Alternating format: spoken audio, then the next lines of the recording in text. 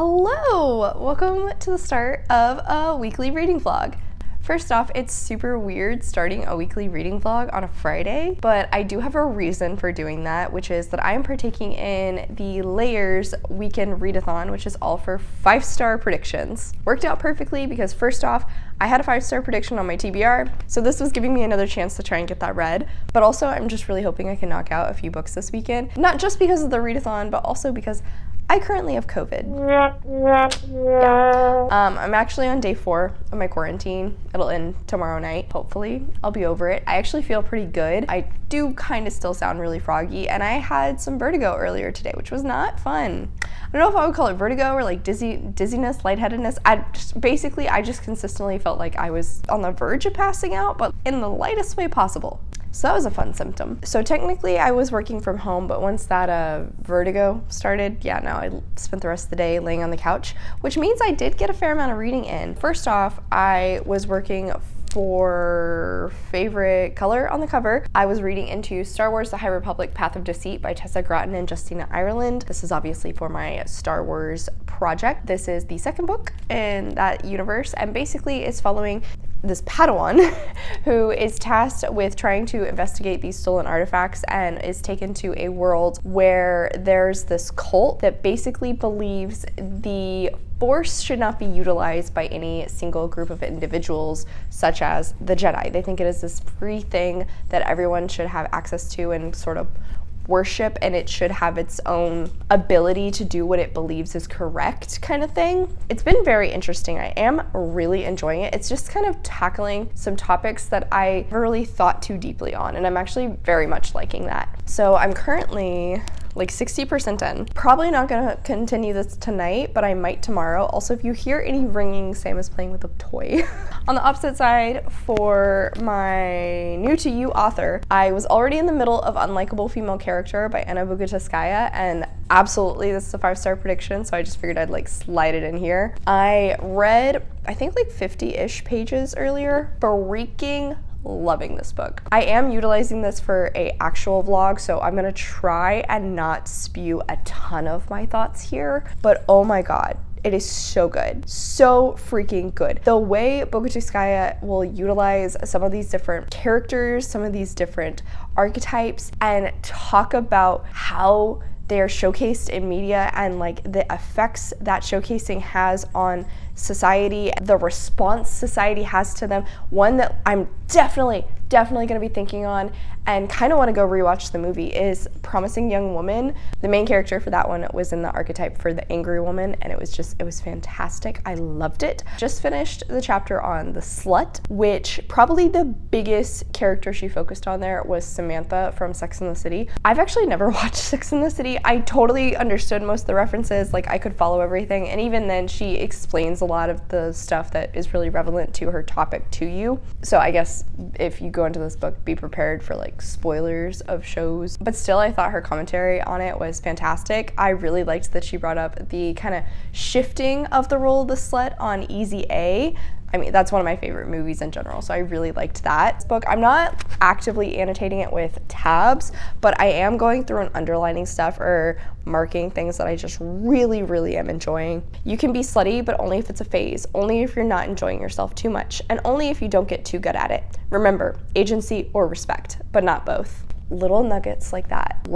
Loving it. It's so good. So I might try and read a little bit more of this tonight. I will be so surprised if it's not 5 stars. I do have 2 other books that I also want to read. One is a arc that I have. The other was the 5-star prediction I was hoping to get read for Summerween, The Dark Tide by 𝗖cie his𝘁𝗰𝘁, which I can get the audiobook and I own that physically. I don't know which one I'll prioritize next, except for the fact that it is 11 o'clock and I'm pretty tired. I'm debating on finishing out the season of Great Food Truck Road Trip. No, that's not what it's called. The Great Food Truck Race, whatever. I've been watching that in between reading today. So I'll probably finish out the season because I'm already on the last episode, and then start getting ready for bed and probably continue reading into Unlikable Female Characters because it is so freaking good.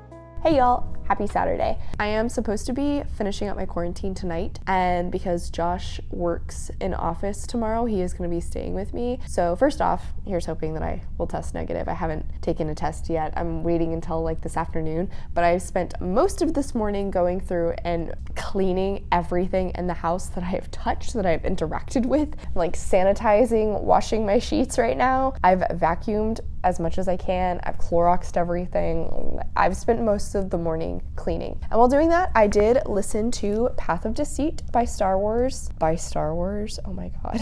I finished out Star Wars Path of Deceit by Tessa Gratton and Justina Ireland. Very much enjoyed this. This was wild in the second half. Cannot believe the roller coaster ride I went on here. This is for a 5-star predictions readathon. I guess I will actually give a rating in this vlog. I didn't quite give this 5 stars, but it is 4.5.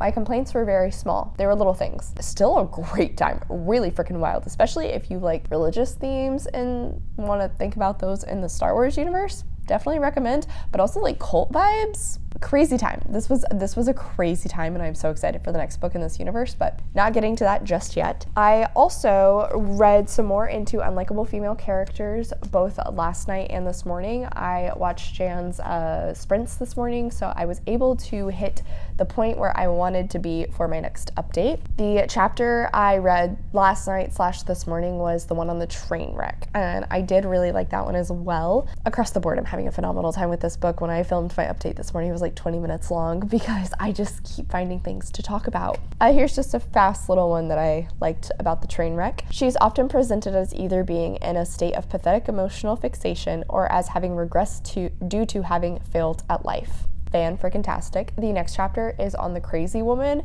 and one of the little quotes she has at the beginning is from Crazy Ex-Girlfriend, which I love that show. So I am very excited to look at that with some analyzing glasses on. Whenever I hit the point that I wanted to film an update in this, and I was still watching reading sprints, I started into my arc of How You Get the Girl by Anita Kelly. This is a kind of workplace sports romance in which we're following this woman who is a basketball coach. One of the main characters, Julie, the redhead, I think is siblings with London, the main character from the first book in this universe, Love and Other Disasters. Julie is a basketball coach, and recently a new girl has been kind of pushed onto her team, Vanessa. She's not really sure why until she meets Vanessa's foster parent, Elle, who was a big name in the Women's Basketball League for Tennessee in the past. Elle is definitely a tall drink of water. Julie was a giant fan when she was younger, so they kind of get off to a little awkward start because Julie is just absolutely fangirling out, and Elle is weirdly complimented by this, but also being reminded of, you know, her glory days and how that's not what her life is anymore. So it's kind of a double-edged sword, and we know that something has happened in her personal life that has caused her to take Vanessa into her care. So this will certainly have some more serious elements going on, but also it's already had me just cracking up. I forgot how funny Anita Kelly is, and I'm so excited to read more into this. But for right now, I think while I have time, I am gonna start reading Unlikable Female Characters some more because I have about 100 pages, 90 pages left of this. So if I could finish this before Josh comes over, that would be fantastic, because I'm sure once he gets here, we're just gonna end up watching a bunch of Naruto.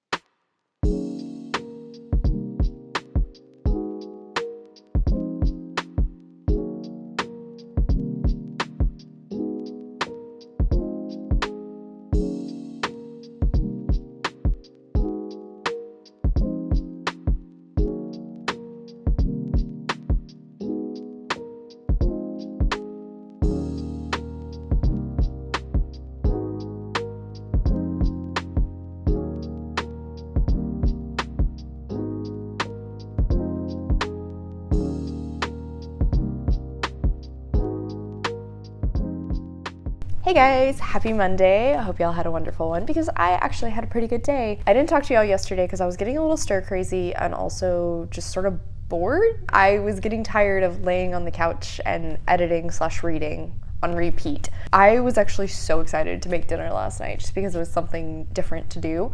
But I did actually get a fair amount of reading done yesterday, so I officially finished out Unlikable Female Characters, and I loved it so freaking much as I thought I was going to. I did give this 5 stars, thankfully.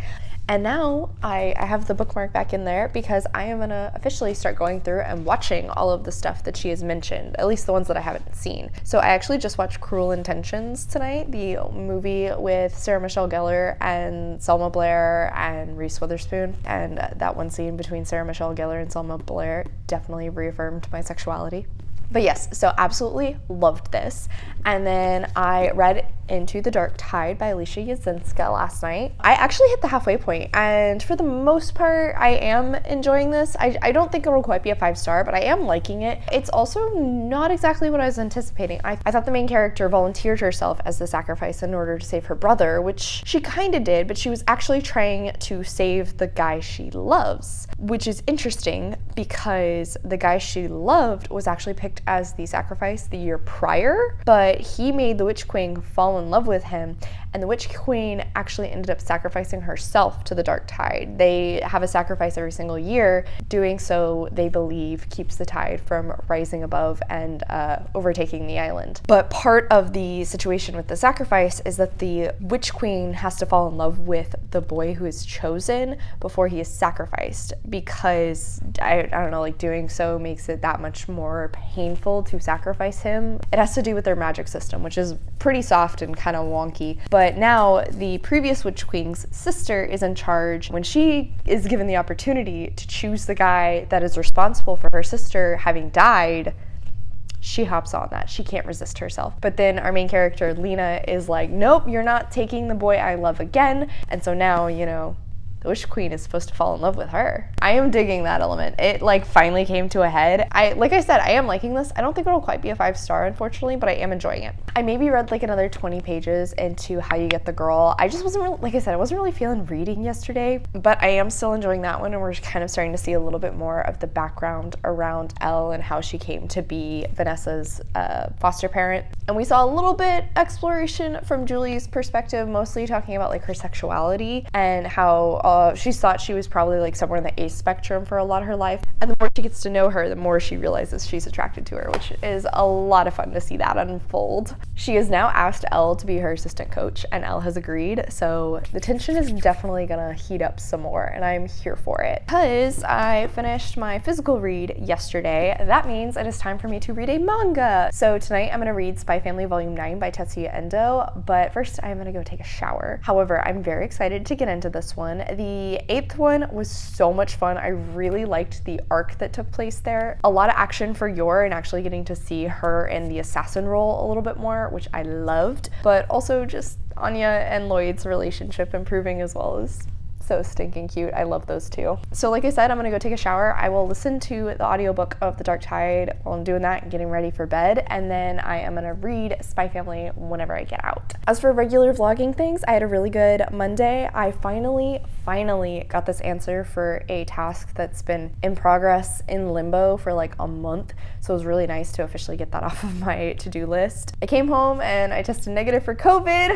Heck yeah. Made a pretty good dinner. It's like a panko crusted chicken breast with sweet potatoes and green beans. And then, like I said, I just watched Cruel Intentions.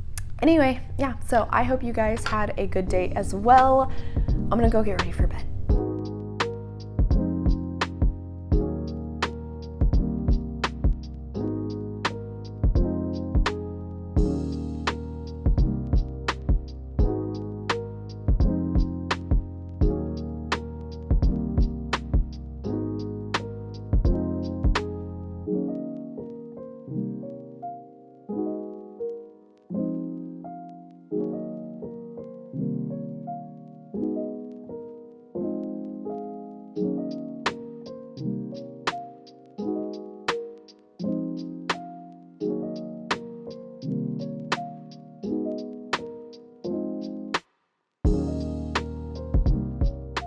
Hey y'all, happy Wednesday. I hope you had a wonderful day today. Mine was pretty boring overall, but good news first. I took a COVID test as soon as I got home and it came back negative. So I'm officially in the clear, done, all good. That means I can actually go see my dad tonight. So I am gonna make dinner and then head up to the hospital, but I wanted to film this update first. So starting out, let's see, last time I talked to y'all, I was in the middle of Spy Family. No, I was starting into Spy Family Volume 9, and I did really like this overall. It continued to be very adorable. I love seeing Yor being a true badass. All in for that. This rounded out the plot from the 8th one, and there's kind of like a few more character-based ones in the later issues of the story, but I still really had a fun time. I love seeing Lloyd and Anya's relationship continue to improve. Then Anya's friendship with Becky is very adorable, and Becky has a crush on Lloyd, which is awkward, but also like very little kid adorableness. And Yor's response to it was just, it was so sweet, and I loved it. It was so funny. I do kind of get what people are saying in that they want the plot itself to develop a little bit more because, you know, we're 9 volumes in and there still hasn't been a ton of real development in Twilight's actual mission, but I do love that there's been so much development around them as a family and their unit becoming stronger. I get what you're saying, but I'm here for a good time, not for the plot. I mean, I'm kind of here for the plot, but I'm mostly here for a good time. Anyway, so I finished this one out, and then I ended up listening to the rest of The Dark Tide by 𝗖cie his𝘁𝗰𝘁 last night and a little bit this morning. I did like this overall. I 100% could see where the story was going once we geared into the climax. Fully expected everything that took place. The only thing I wasn't anticipating was for the actual action sequence to not even happen on page. Well, okay, that's not quite true because there is some action that goes on in the climax. What I would think you're gearing up for, the thing I was expecting to happen, is just glossed over. There's actually a time jump, and then Lena is remembering the events of it after the fact. This isn't quite as romance forward as I initially anticipated, which isn't the biggest complaint because it does still have a bit of a romantic element, but you really can't sell this as a romantasy. I would say it'd be a bit of a stretch to even really sell it as a fantasy romance. But overall, I would still say I like this. I think this is a perfect book to recommend to younger YA readers who are trying to get interested in fantasy stories, particularly if they're baby gays. So now that I finished that, I should probably actually dive into the books I need to read for my TBR jars. So first off, I picked Razorblade Tears by 𝗖cie his𝘁𝗰𝘁, which was a book everyone talks about. That's what it was. And I am very excited to get into this. I am also a little nervous just because I know it's going to be a little bit heavier, but I've heard a million positive things on this thriller. It is following these 2 men whose sons were married and in an interracial relationship, and neither of the men had a positive relationship with their son because of their sexuality. However, unfortunately, both of their sons are killed, and each of these men had a past that involved criminal activity, so they end up working together to try and figure out what happened to their children and finally solve this and kind of atone for the issues they had in their relationships. I'm very excited for it, like I said, but I do know it's a bit heavier. I think it does lean a little bit more gory than some thrillers. Here's hoping that I'll like it. I also downloaded the audiobook from my library, so I'll be reading that too. And then the other book I need to read is Fence Volume 6. Yeah, Fence Volume 6 Redemption by C.S. Pacat and illustrated by Joanna the Mad. It's funny because I can't get the bind up from my library, but I can get the first 3 issues from my library and then the 4th issue from Everend. So I'm going to kind of be reading it broken up, but those together will make the 6th volume. I believe we're continuing the storyline with the team at this fencing academy camp sort of thing, and they're all competing against the different schools and their division, I guess you would call it. So we're meeting some more characters, which is fun, but then we're also learning more about the fencing element of the story and actually getting to see Nicholas work to improve. I'm very excited for it. Since it's Wednesday night, and technically this video is supposed to end tomorrow, but I'm only just now diving into the books I need to read for my weekly reading vlog, I'll probably just drag this out a little bit more until I can finish the books. I don't know when that's gonna be, but I'm gonna do that.